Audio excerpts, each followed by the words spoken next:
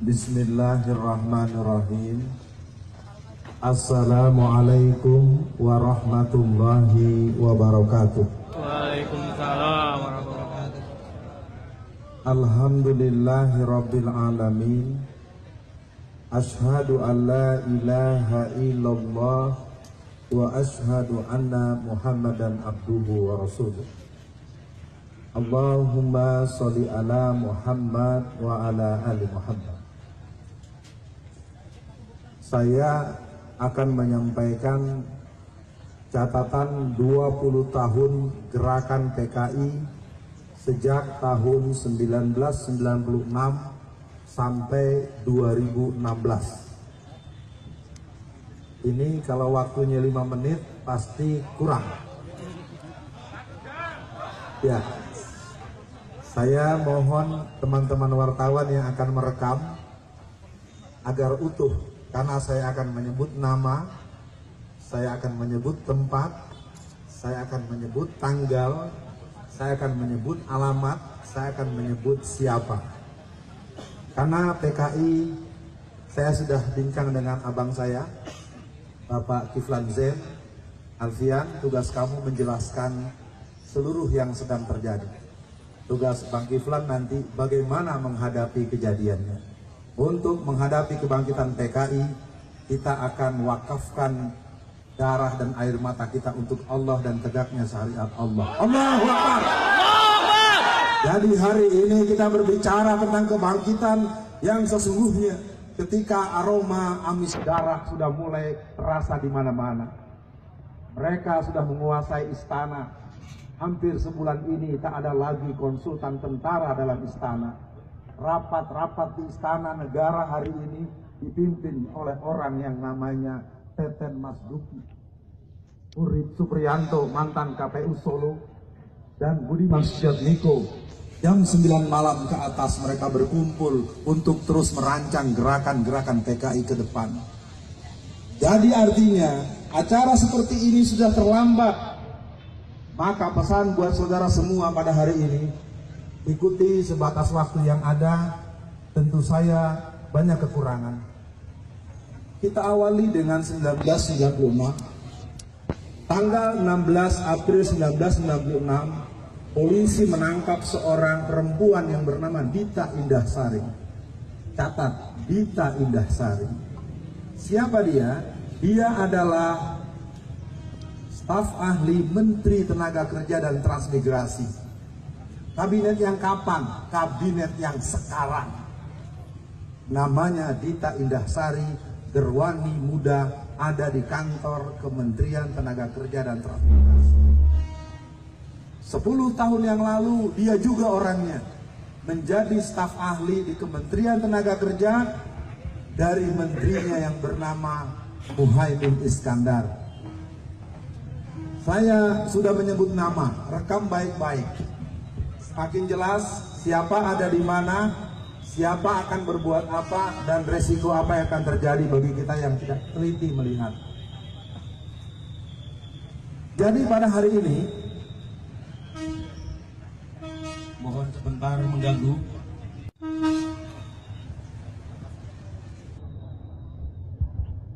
Sekali lagi, saya sudah bilang dari awal, 30 tahun sudah saya yang mungkin cukup muda ini bergerak sampai ke Bakung, sampai ke Cemetuk, sampai ke Celuring, sampai ke Magetan, sampai ke seluruh titik-titik basis PKI.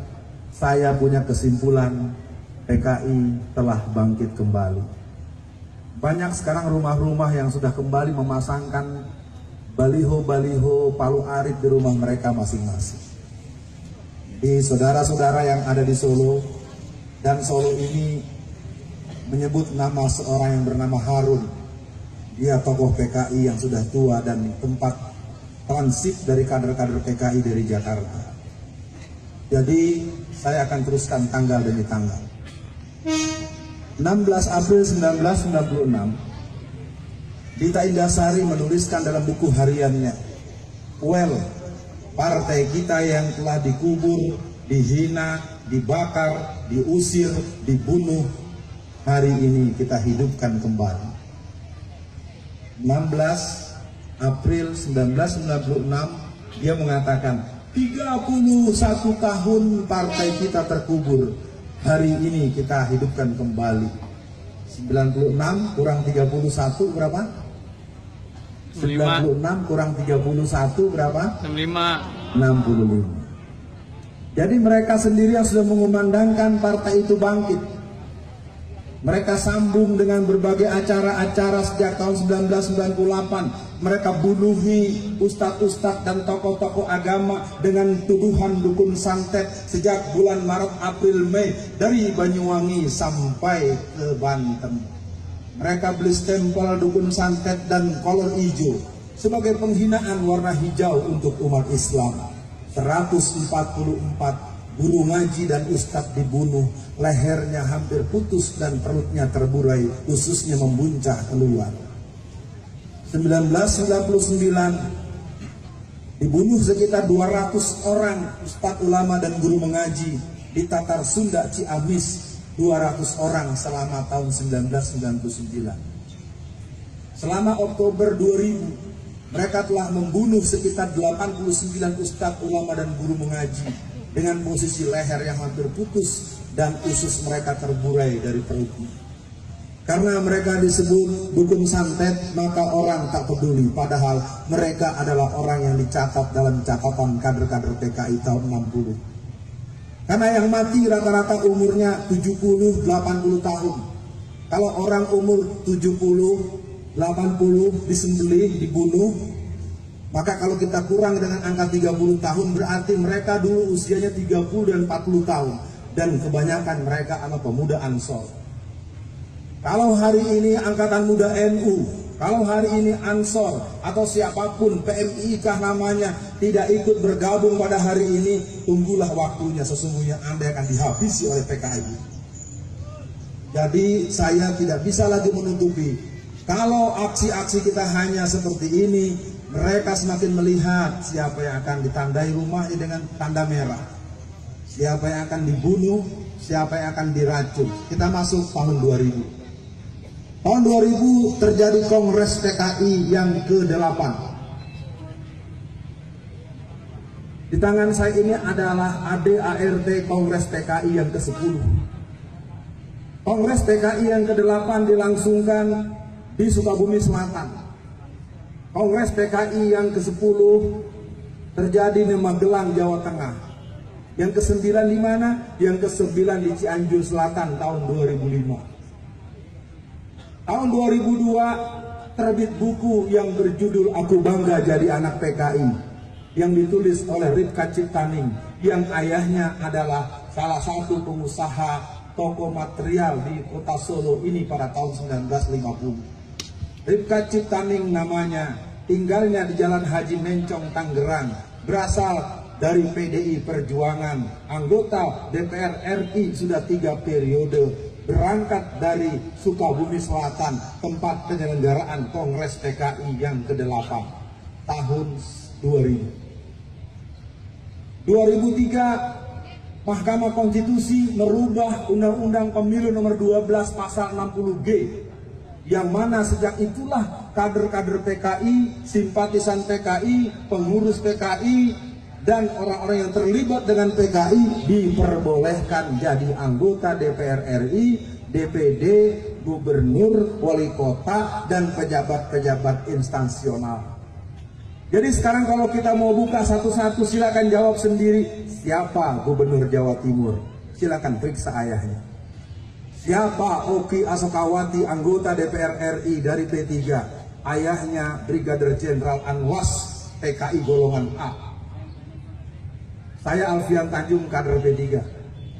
Tapi hari ini saya bicara PKI sudah ada di DPR RI, sudah ada jadi gubernur, sudah ada jadi bupati, sudah ada jadi polisi, sudah ada jadi tentara. Jangan heran kalau hari ini polisi dan tentara tidak menunjukkan sikap yang tegas menghadapi PKI.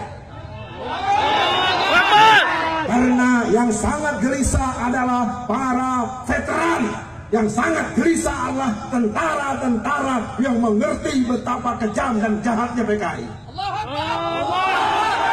Tahun 48 mereka berontak, mereka bakar pesantren Sabilil Muttaqin PSM Takeran, mereka bunuh ulama dan santri, 108 orang disembelih, dimasukkan ke dalam sumur yang dalamnya 12 meter. Catat, yang menggagalkan mereka gerakan musuh dan antek-anteknya bukan dari Kodam 5 Brawijaya, bukan dari Kodam 4 di Ponorogo, tapi yang menumpas PKI 48 adalah Kodam 3 Siliwangi. Peristiwanya di bagian timur, tapi yang membabak dari bagian barat, yang tengah dan yang ada di timur tidak berdaya menghadapi PKI. Karena peristiwa G13 PKI, Jawa Tengah lebih dari 70% tentara-tentaranya terlibat dan menjadi anggota PKI. Artinya, kebangkitan mereka hari ini bukan kebangkitan gurau. Kebangkitan mereka hari ini bukan kebangkitan dongeng. Walaupun sering para pakar, para ahli sejarah, ahli ideologi bilang, "Woi Alfian, Anda sedang mimpi." Tidak. PKI hari ini bangkit. Mereka bernyanyi, bergembira di mana-mana. Sejak 2002 buku Rifka Ciptaning mulai tersebar. Tahukah jamaah semua, 2 juta kopi buku itu telah dicetak seluruh Indonesia.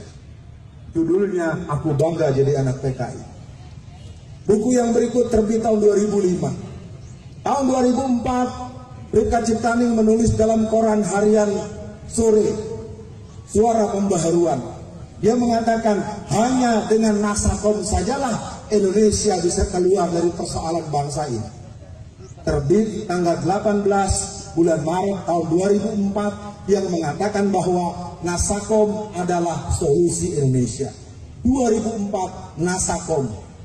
Apakah tahu Nasakom?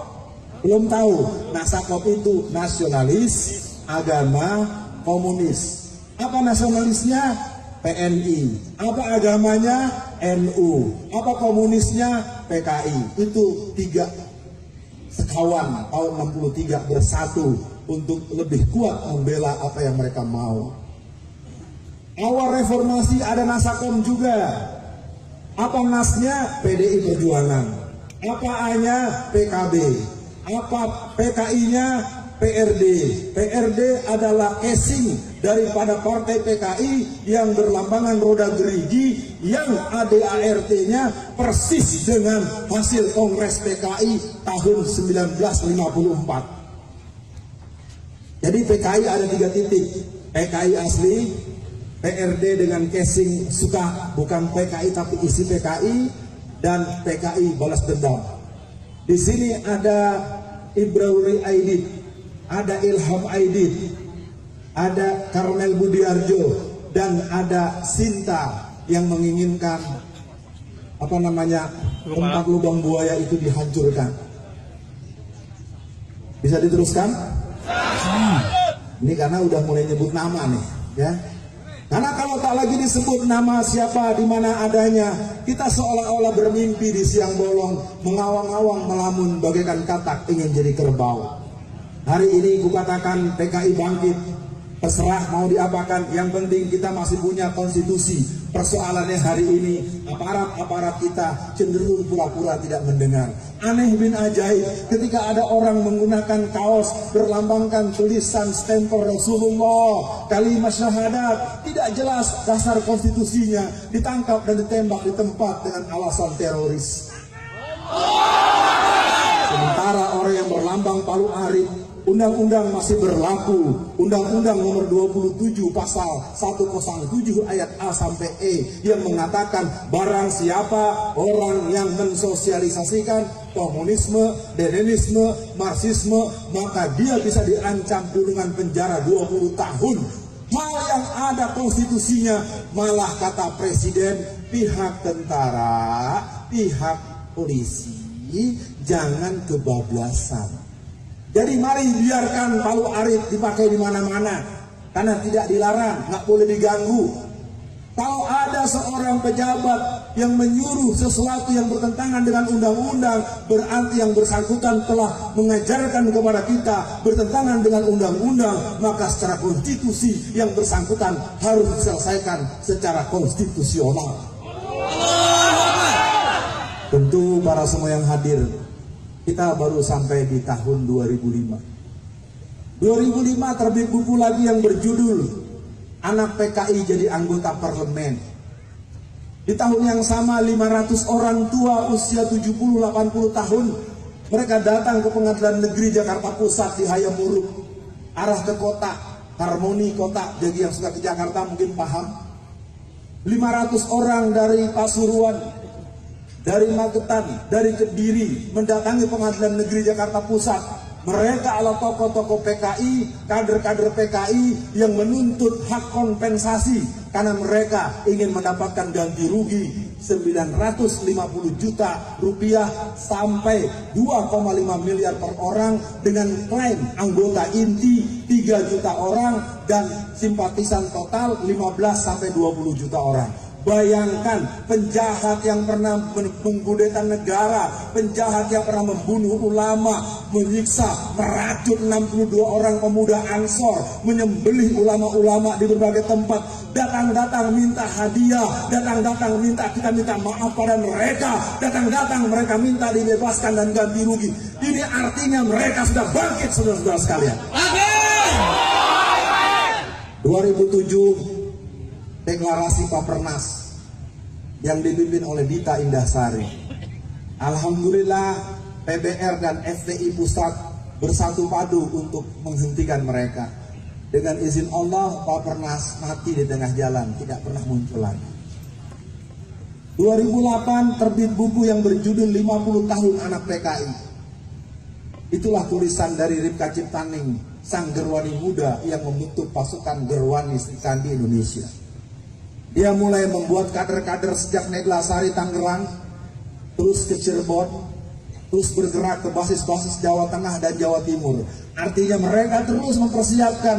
Maka kadang-kadang ku bertanya, ada di mana wanita-wanita muslimat, ada di mana wanita-wanita mubalighah yang mengerti terhadap gerakan PKI? Ini mungkin perlu tempat dan waktu untuk menjelaskannya. Amin. 2010 Kongres PKI yang ke-10. Tempatnya di Desa Ngabrak, Magelang, dengan cover pelatihan pupuk organik. Lahirlah 2 orang nama yang muncul ke permukaan. Sang ketua bernama Wahyu Setiaji, usianya 39 tahun. Dia berasal juga dari Jazirah Jawa Tengah. Tugasnya ke luar negeri untuk membangun jaringan Kominter. Wakil ketuanya bernama Teguh Karyadi, tinggal di Semarang, ayahnya juga di Semarang. Ayahnya masih hidup dan dia masih hidup. Tugasnya membentuk pasukan bersenjata angkatan kelima. Dia bentuk dari Temanggung, Malang, dan daerah-daerah basis termasuk di Solo. Artinya kalau gerakan-gerakan sudah mengarah seperti itu, mari kita lihat kelakuan mereka yang berikut. Tahun 2014 kita mendengar, maaf ada yang terlupa tadi, 2005 475 kader PKI Pulau Buru dipulangkan ke rumah masing-masing. Catat baik-baik, 475 kader Pulau Buru sudah kembali dalam posisi sebagai Profesor Doktor University of Pulau Buru. Maka jangan heran terbit film yang berjudul Pulau Buru Tanah Air Beta. Dalam kajian kenegaraan itu sebuah isyarat bahwa kami punya negara baru yang akan siap kami bangun. Sementara kami sebut dulu namanya Republik Soviet Indonesia, Republik Soviet Madiun. Mereka punya dan mereka mulai tes dengan Pulau Buru Tanah Air Beta. 2014 1 Mei penetapan libur nasional untuk Hari Buruh itu adalah pencapaian target PKI. Karena 1 Mei buruh libur bukan program bangsa kita, bukan program negara kita, bukan tuntutan para karyawan-karyawan kita. Itu rekomendasi Komintern, Komunisme Internasional di Perancis tahun 1916. Libur 1 Mei sama dengan libur 1 Juni. Itu bukan libur kesepakatan nasional, itu libur sepihak. Aksi PKI menetapkan 1 Juni sebagai libur yang berhubungan dengan Pancasila. Amin. Jadi hari semakin jelas, warna semakin terang benderang. Semoga hati tetap tenang. Jihad dilakukan dengan iman dan ilmu. Jadi saya katakan buat para pendengar dan para hadirin pemirsa yang menyimak penyampaian ini, bahwa kebangkitan PKI sudah jelas-jelas. Kalau masih ada yang bilang itu bohong, mendramatisir, saya katakan siapa yang melemah-lemahkan kebangkitan PKI, siapa yang menyepele-nyepelekan kebangkitan PKI, berarti dia bagian dari kebangkitan PKI. Waktu harus saya batasi. 2015 kita mulai dengan peristiwa ulang tahun kemerdekaan Indonesia. Ulang tahun kemerdekaan Indonesia biasa kita dengar, nyanyi-nyanyian lagu kemerdekaan kita dengar. Tetapi apa yang terjadi di Pamekasan Madura, ratusan bendera Palu Arit berkibar seiring dengan foto DN Aidit, Nyoto, Bono, Darusman, dan tokoh-tokoh PKI berkibar dengan nyanyian-nyanyian semangat dan anak dengan kibaran bendera Palu Arit. Hal yang sama terjadi di Jember, Jawa Timur. Hal yang sama terjadi di Payakumbuh, Sumatera Barat. Hal yang sama terjadi di Taman Mini Indonesia Indah. Di tahun yang sama, tanggal 23 Mei tahun 2015 di kantor PCNU Kendal dilakukan peringatan ulang tahun PKI yang ke-95. Maaf, saya menyebut tidak dalam posisi memojokkan. Saya menyebut fakta, silakan periksa nanti pengurus PC Kendal. Betulkah tanggal 23 Mei tahun 2015 diselenggarakan refleksi ulang tahun PKI yang ke-95. Jadi mereka sudah bergerak di mana-mana. Mereka katakan I'm Young Generation PKI. Maka pada hari ini saya minta kepada yang saya hormati Ustadz Nur Hadi, ya diganti. Ya, ganyangnya ganyang PKI. Ya, kalau komunis terlalu umum. Ini PKI-nya bangkit, sudah di istana, sudah di Balai Kota. Balai Kota Jakarta. Ahok adalah cerminan kader komunis tulen. Dia penyandang gelar salib dan Palu Arit. Mau bukti? Hari ini selama 2 tahun ke depan, pajak bumi bangunan buat rumah yang harganya 1 miliar digratiskan oleh Ahok. Karena Ahok ingin jadi gubernur lagi dalam pemilu tanggal 15 Februari 2017. Sekarang gratis, tahun depan gratis, 2018 gratis. Nanti menjelang dia 2 tahun berakhir akan ditagih semua. Siapa yang tidak bayar, rumahnya akan diambil alih oleh Pemda DKI Jakarta. Ini gaya mau sekut.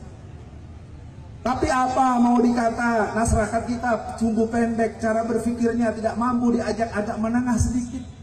Banyak yang berdoa, ya Allah, alhamdulillah punya pemimpin seperti Ahok. Innalillah. 2015 gerakan mereka semakin berani. Akhiri cerita ini di 2016. Inilah insiden mulai terjadi. Ketika mereka menyelenggarakan Belok Kiri Festival di Taman Mini Indonesia, di Taman Ismail Marzuki, mereka punya rencana tanggal 28 bulan Februari sampai tanggal 5 bulan Maret dan dibubarkan oleh teman-teman anti komunis, teman-teman GPII, teman-teman PII, teman-teman Taruna Muslim, dan teman-teman GBN, serta pasukan-pasukan khususnya dari Bapak Kiflan Zen. Mereka kemudian berpindah ke kantor LBH Jakarta. Jadi kalau ada yang mau tanya, di mana pusat kegiatan PKI hari ini? Kegiatan PKI hari ini ada di kantor LBH Jakarta, Jalan Diponegoro. Silakan periksa di sana. Kegiatan PKI di Jakarta sentralnya di mana lagi? Yang kedua di Latuhar Hari, yaitu di kantor Komnas HAM. Jadi ada 2 tempat kantor umum, kantor pemerintah, kantor LSM telah berubah jadi markas kader-kader PKI. Sedikit-sedikit mereka pergi ke sana. Kemudian datanglah Bejo Untung dengan rombongan pergi ke Cisarua Bogor untuk menyelenggarakan rapat koordinasi nasional. Oleh kawan-kawan Bogor, oleh GBN Bogor, mereka kemudian bisa dihalau. Lalu mereka kembali lagi ke LBH Jakarta. Mereka kemudian bergabung ke Hotel Arya Duta di depan patung tani bersenjata. Mereka menyelenggarakan simposium PKI. Disitulah kita tercengang. Ada Agus Wijoyo sang tentara, tapi kok cenderung membela mereka. Di sana ada orang berbuat kegiatan dengan atas nama Menko Polhukam, tapi kok bisa jalan dengan semangat PKI. Mungkin nanti Pak Kiflan yang menambahkan. Lalu apa yang terjadi kemudian? Gerakan-gerakan mereka hari ini semakin senyum dan memang mereka sekarang bersembunyi seperti kura-kura. Mereka sekarang sedang senyum minggir di tengah jalan sambil berkipas. Aduh, orang Islam lagi pada sibuk. Nanti kita teruskan lagi, saudara-saudara. Kesimpulan PKI Bangkit, mari kita cermati. Dan saya minta sekali lagi buat para yang hadir, jangan pernah berbuat apapun yang sifatnya fisik, karena itu yang mereka tunggu. Mereka menunggu agar ada yang kita lakukan fisik. Jangan pernah. Kumpulkan nama, kumpulkan alamat, kumpulkan foto, pastikan alamatnya, rumahnya, segala macam. Lakukan pencatatan. Akhir kerja mereka hari ini adalah mencatat kuburan. Mereka mengaku sudah punya 122 kuburan yang akan dipersoalkan ke dunia internasional. Maka artinya bapak-bapak dan ibu-ibu, saudara-saudara, tokoh masyarakat yang pernah tahu bagaimana ganasnya PKI, kita juga punya catatan tersendiri tentang gerakan mereka. Tak perlu menganggap ini persoalan utama. PKI memang bukan satu-satunya persoalan, tapi jangan bilang PKI bukan persoalan. Akhirnya saya akan tanyakan, apakah kita akan diam dan membiarkan PKI hidup kembali? Apakah kita akan melawan dengan sepenuh hati? Allahu Akbar. Selebihnya kita akan dengarkan kaji lebih jauh. Dan sebagai penutup, saya ini punya pegang buku satu, judulnya Bahaya Komunisme, terbitan tahun 68. Ya, buku ini tidak cukup bisa ditemui lagi di toko buku, tapi saya baca persis apa yang dikarang oleh Profesor Dr. Baharudin Lopa, memberikan ingatan langkah-langkah dan tahapan mereka. Maafkan kalau ada tutur kata yang kurang berkenan. Pada aparat kepolisian dan tentara, intelijen dan para petugas, sebaiknya Anda periksa dulu apa yang saya katakan. Jangan emosi dulu, karena pernah terjadi dulu saya lagi orasi diri, di-stopin polisi. Polisi stop saya, mengancam saya, lalu saya bilang, Pak Polisi, Anda jangan marah dulu, Anda periksa dulu. Akhirnya karena dia merasa tidak enak, dia berpisah dengan saya selama 2 minggu. Setelah 2 minggu dia bertemu lagi, dia jabat tangan saya. Pak Ustadz Alfian Tanjung, apa yang Anda sampaikan persis dengan apa yang kami temukan. PKI Bangkit, tenangkan hati, buatkan hubungan dengan Allah, jadikan Ramadan ini jadi tarbiyatul jihad untuk siap untuk melawan PKI dengan segala kelakuan mereka. Sekian dari saya. Assalamualaikum warahmatullahi wabarakatuh. Waalaikumsalam warahmatullahi wabarakatuh.